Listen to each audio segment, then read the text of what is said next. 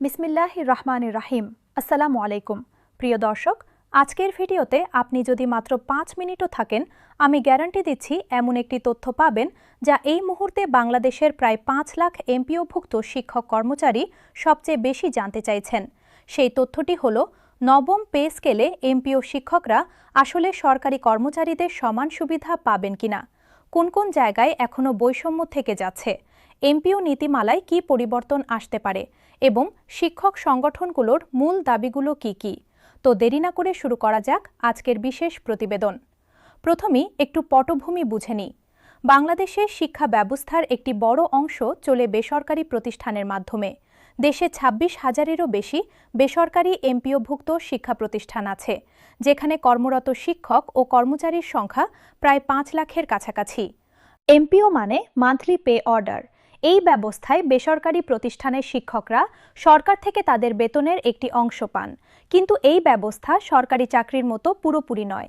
এখানেই তৈরি হয় নানা জটিলতা ও বৈষম্যের প্রশ্ন। এখন আসি মূল বৈষম্যের জায়গাগুলোতে।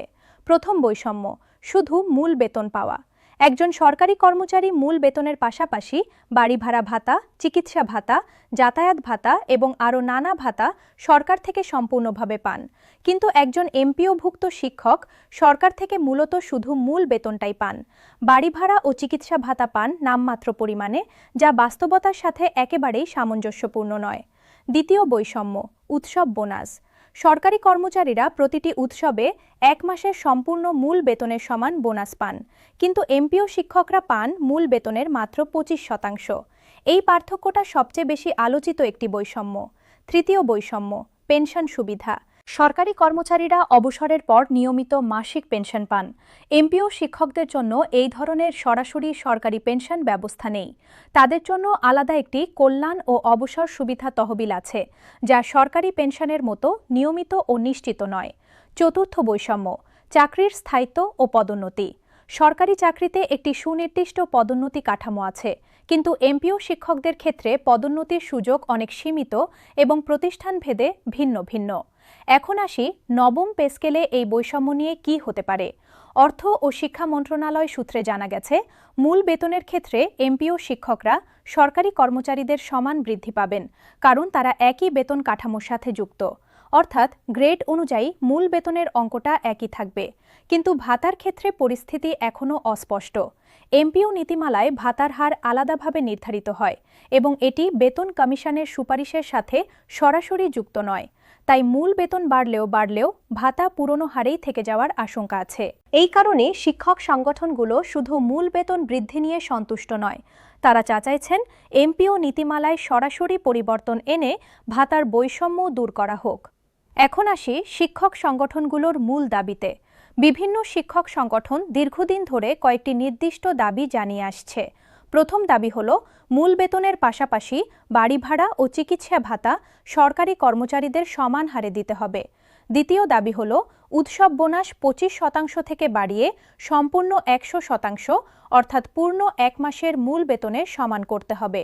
তৃতীয় দাবি হল, এমপিও শিক্ষকদের জাতীয়করণ করে সম্পূর্ণ সরকারি কর্মচারীর মর্যাদা দিতে হবে। এই দাবিটি সবচেয়ে পুরনো এবং সবচেয়ে বেশি আলোচিত। চতুর্থ দাবি হল, অবসরের পর সরকারি কর্মচারীদের মতো নিয়মিত পেনশন ব্যবস্থা চালু করতে হবে। পঞ্চম দাবি হল, এমপিও নীতিমালায় পদোন্নতির সুনির্দিষ্ট কাঠামো যুক্ত করতে হবে। এখন আসি জাতীয়করণের প্রশ্নে।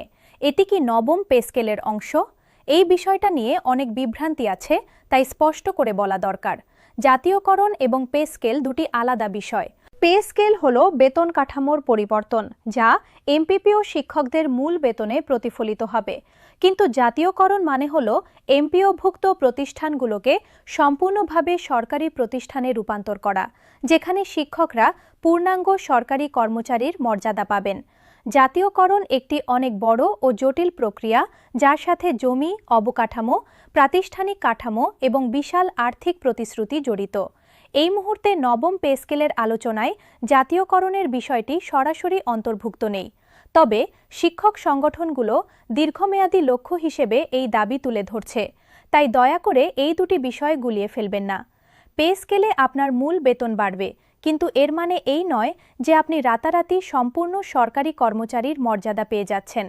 এখন আসি এমপিও নীতিমালায় সাম্প্রতিক পরিবর্তনের প্রসঙ্গে। এমপিও নীতিমালা সময়ে সময়ে হালনাগাদ হয়। নবম পে স্কেলের সাথে সামঞ্জস্য রেখে শিক্ষা মন্ত্রণালয় এমপিও নীতিমালাতেও কিছু পরিবর্তন আনতে পারে বলে ইঙ্গিত পাওয়া যাচ্ছে। বিশেষ করে ৩টি বিষয়ে পরিবর্তনের সম্ভাবনা নিয়ে আলোচনা চলছে। প্রথমত, বাড়ি ভাড়া ও চিকিৎসা ভাতার হার বাড়ানো।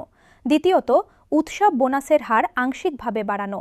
তৃতীয়ত, এমপিও ভুক্তির শর্তাবলী কিছুটা সহজ করা, যাতে নতুন প্রতিষ্ঠান ও শিক্ষকরা দ্রুত এমপিও ভুক্ত হতে পারেন। তবে এই পরিবর্তনগুলো এখনও প্রস্তাব পর্যায়ে আছে। চূড়ান্ত সিদ্ধান্ত গেজেট প্রকাশ ও পরবর্তী পরিপত্রেই জানা যাবে। এখন আসি গ্রেড ভিত্তিক একটি সম্ভাব্য চিত্রে, মূল বেতন বনাম ভাতা। মনে রাখবেন, এই হিসাবগুলো সম্ভাব্য ধারণা মাত্র, চূড়ান্ত সংখ্যা নয়। ধরুন, সপ্তম গ্রেডের একজন সিনিয়র শিক্ষক। নতুন পে স্কেলে তার মূল বেতন বেড়ে যে পরিমাণে দাঁড়াবে, ধরা যাক সেটা প্রায় ৪৫,০০০ টাকার কাছাকাছি। কিন্তু যদি বাড়ি ভাড়া ও চিকিৎসা ভাতা পুরনো নামমাত্র হারেই থেকে যায়, তাহলে তার মোট মাসিক প্রাপ্তি মূল বেতনের চেয়ে সামান্যই বেশি হবে। অন্যদিকে একই গ্রেডের একজন সরকারি কর্মচারীর মূল বেতন একই পরিমাণ হলেও বাড়ি ভাড়া ও অন্যান্য ভাতা যোগ হয়ে তার মোট প্রাপ্তি অনেক বেশি হবে। এই পার্থক্যটাই শিক্ষক সংগঠনগুলোর মূল উদ্বেগের জায়গা।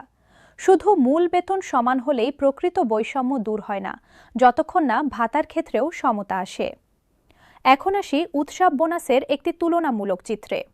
ধরুন, সপ্তম গ্রেডে নতুন মূল বেতন ৪৫,০০০ টাকা।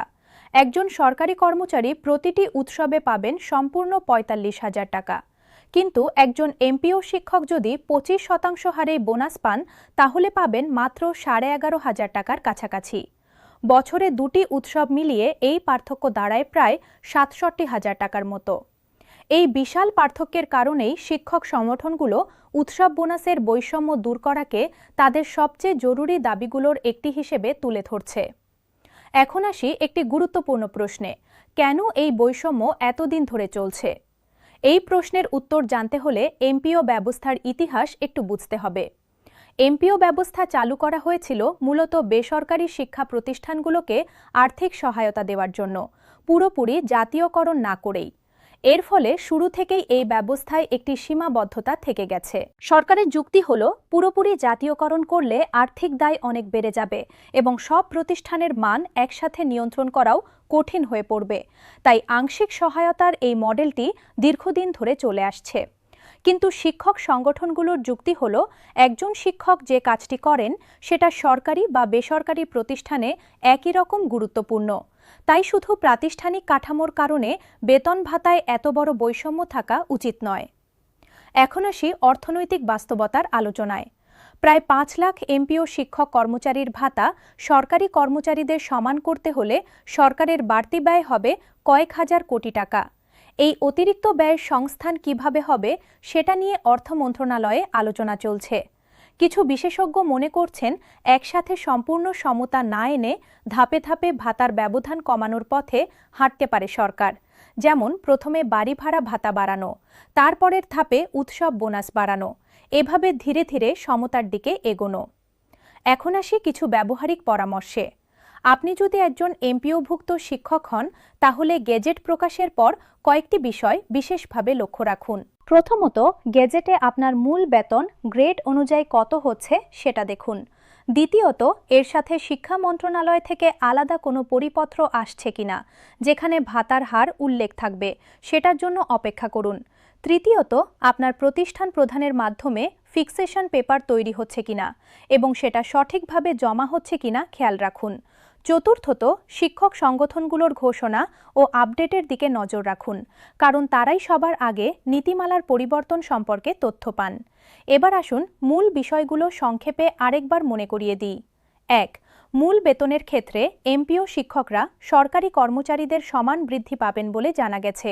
২. ভাতার ক্ষেত্রে এখনও বড় বৈষম্য আছে এবং নবম পে স্কেলে এটি কতটা কমবে তা স্পষ্ট নয়। ৩. উৎসব বোনাসের বৈষম্য সবচেয়ে বড় ও সবচেয়ে বেশি আলোচিত সমস্যা। ৪. জাতীয়করণ ও পে স্কেল সম্পূর্ণ আলাদা বিষয়, এই দুটি গুলিয়ে ফেলবেন না। ৫. এমপিও নীতিমালায় কিছু পরিবর্তনের প্রস্তাব বিবেচনাধীন আছে, তবে চূড়ান্ত নয়। ৬. শিক্ষক সংগঠনগুলোর মূল দাবি হল ভাতা, বোনাস ও পেনশনে সরকারি কর্মচারীদের সমতা। ৭-৫ লাখ শিক্ষকের ভাতা সমান করতে বিশাল অর্থের প্রয়োজন, তাই ধাপে ধাপে বাস্তবায়নের সম্ভাবনা বেশি। ৮. গেজেট ও পরবর্তী পরিপত্রের জন্য অপেক্ষা করুন, অনুমানের ভিত্তিতে সিদ্ধান্ত নেবেন না। প্রিয় দর্শক, আজকের এই তথ্যগুলো যদি আপনার কাজে লাগে তাহলে অবশ্যই ভিডিওটিতে লাইক দিন এবং আপনার পরিচিত এমপিওভুক্ত শিক্ষক বন্ধু ও সহকর্মীদের সাথে শেয়ার করুন, কারণ এই বৈষম্যের বিষয়গুলো অনেকেই স্পষ্টভাবে জানেন না। কমেন্টে আপনারা জানান আপনার মতে এমপিও শিক্ষকদের জন্য সবচেয়ে জরুরি দাবি কোনটি, মূল বেতন, ভাতা, উৎসব বোনাস নাকি জাতীয়করণ? আপনাদের মতামত আমরা পরবর্তী প্রতিবেদনে তুলে ধরব। বেল আইকন চেপে নোটিফিকেশন চালু রাখুন, কারণ গেজেট প্রকাশের সাথে সাথেই আমরা এমপিও নীতিমালার পরিবর্তন নিয়ে বিস্তারিত বিশ্লেষণ নিয়ে আসব। আল্লাহ হাফেজ।